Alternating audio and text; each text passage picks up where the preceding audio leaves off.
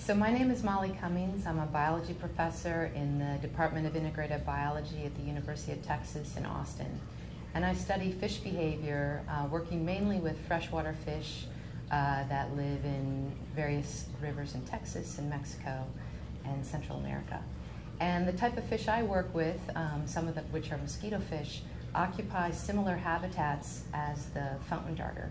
And for this reason, I became quite interested in the proposed removal of Cape's Dam in the San Marcos River and its potential impact on microhabitats that the fountain darter occupies.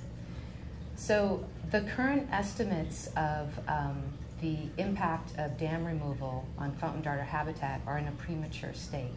So the San Marcos City Council is looking at estimates as of this past fall that include modeling inputs of stream velocity and habitat depth only. And this is important because it leaves out really critical features of fountain darter habitat, such as vegetation type and vegetation cover. And this matters to fountain darters because not all vegetation is equal in the eyes of fountain darters. For instance, juvenile fountain darters require vegetation that thrives in these slow-moving bank areas.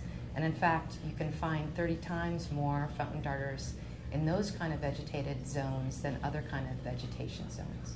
So at this point, we really don't know whether or not removing the dam or keeping the dam, or if dam removal occurs, whether or not that will result in a decline of fountain darter populations or an increase. And so we need further research done, or better modeling, or more comprehensive modeling.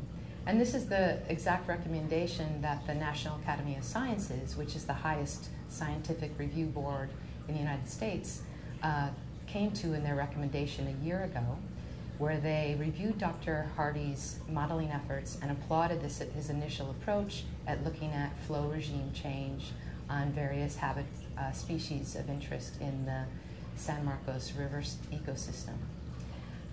While they applauded the approach, they had some concerns, and those included that they really thought that the current approach, which is looking at one species at a time, was a little bit too piecemeal, that you really needed to look at a variety of species and look at how changes in flow would influence an entire ecosystem. They also stressed the point that these models really need validation and calibration. It's incredibly important to science to give confidence and have predictive power in terms of any action that might be taken.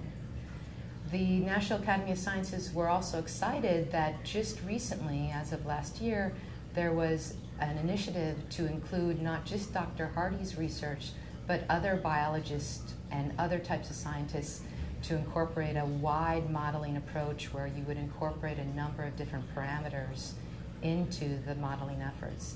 And once that is complete, which seems to be a few years off, then we'll have a better or more confident predictor of how dam removal might impact the fountain darter habitat.